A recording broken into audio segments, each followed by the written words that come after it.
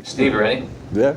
This next comedian, he's a fellow Steve. Steve Insane, let me hear it. Hello, Steve.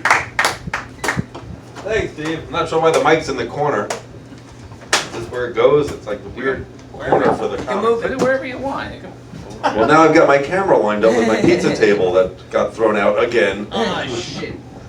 Those are expensive. So I'm Steve Insane. Those of you that don't know, I didn't choose a name. I'll explain how I got the fakakta name in just a minute. Those that don't Yiddish, it's not a curse word. Fakakta is a Yiddish word meaning fakakta. So you were talking about like the summer and like sweaty balls, and it kind of touched on a new routine I have. I'm tired of seeing tampon commercials on TV and all the detail they go into. You don't see anything for guys. You don't see like condom commercials or like jock itch commercials anymore. But like, you remember the Summer's Eve commercial? The girl went, "Mom, are there times you don't feel fresh down there?" Now the mom probably had some questions they couldn't put on TV, but just picture the reverse. It's like a teenage boy and he goes to his dad, or his two lesbian, mothers. Says, "Dad, you ever not feel fresh down there? Your balls are sweaty and itchy?" He goes, "Of course, son. That's why I use whatever the name of the product is. The scrotum powder. I still don't know what you'd call it." Yeah, Summer's Eve. So I got lost along the way. So how did I get the name Steve Insane? Most of you heard this. Those of you that don't, doesn't matter. See, my dad went by the stage name Lee Sane. He worked in the Catskill Mountains like from 1960s to the late 80s. Didn't realize that I then became Steve Insane. My first performance at 3 years old was "I'm a little teapot, short and stout. Here's my handle, here's its spout. When I get all steamed up, hear me shout. Tip me over and pour me out." So I moved to Colorado, Pueblo, Colorado. Happens to be the marijuana capital of America. From 2016 to 2018. Yeah, you can buy an ounce of weed at a store for $60. That was the cheap end. It went up to like $2.50. But wow. So I come home one day, roll a joint, I smoke with my daughter and her boyfriend, and then I forgot what happened to the joint, that high. So I rolled another one, smoked it, then I wrote this song. So I'm a little pothead, tall and stout. Here's my bong, here's its spout. When I get all lit up, hear me shout, I'm hungry. Colorado was fun. If you want to hear more about that story or the trip, I can tell you a little bit more about it. It kind of went like this. Oh, wow. That's what I remember. My friend came to visit me. I was there about 6 months. He had a vacation. He flies out there.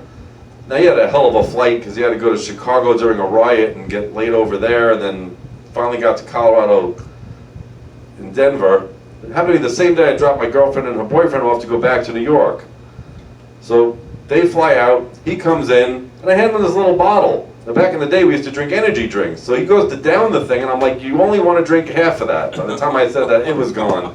He thought it was an energy drink. 10 minutes later we're walking out of the car and he's singing, "I love you, you love me, what the fuck was in that?" He was tripping balls for like the whole week.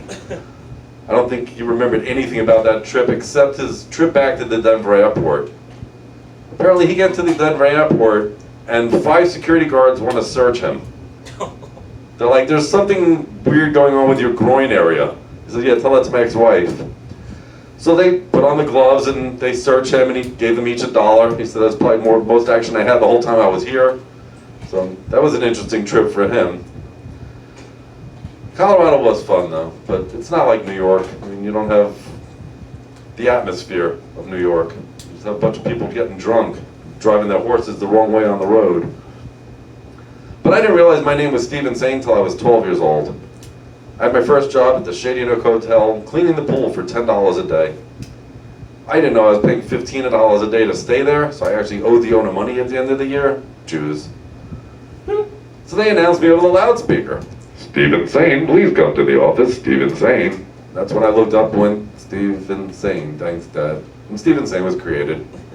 So see, I wouldn't choose a name like that, although I've been given other names. I went into another open mic the other night, didn't sign up, was just there early, had a beer, then left to come back, and I get signed up as Stephen Strange.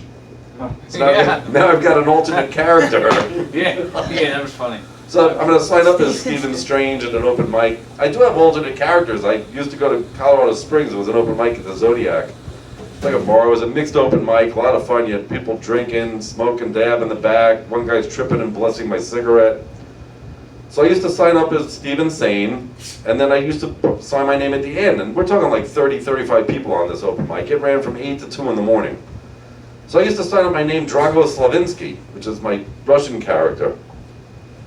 But he never got to perform, and the lesbian who ran the open mic get really pissed at me every time I do that when she found out it was me. And I'm like, well, that's why I put my name at the end. The lesbian. The lesbian who ran the open mic. Where? Colorado Springs. Oh. Zodiac. Follow the story here. I call it the Zodiac. It's a bar in Colorado Springs, very popular on Monday nights. If you're ever there, go there. Great open mic. Now I got lost. I don't know. You'll come back next week, I'll finish the story. I know I looked up my real last name though. It's Zeidner with an S. So if you say Zeidner, no one gets it, so I use a Z. But I actually looked up the name, and we were royalty. Apparently Jews, we were shepherds our whole lives. Everything in the Bible is they're shepherds. So Zeidner means silk maker. So apparently we took the sheep wool and made silk. And there's a crest. I just don't know how to explain to all my children that the crest is a man standing behind a sheep. Go figure that out. Back to you, Steve. Thank you. Thank you very much. Two Stevens with a PH. It's the only way to spell it. Back to you, Steve. Thanks, Steve. Oh, now with the weather. Weather and sports. All right.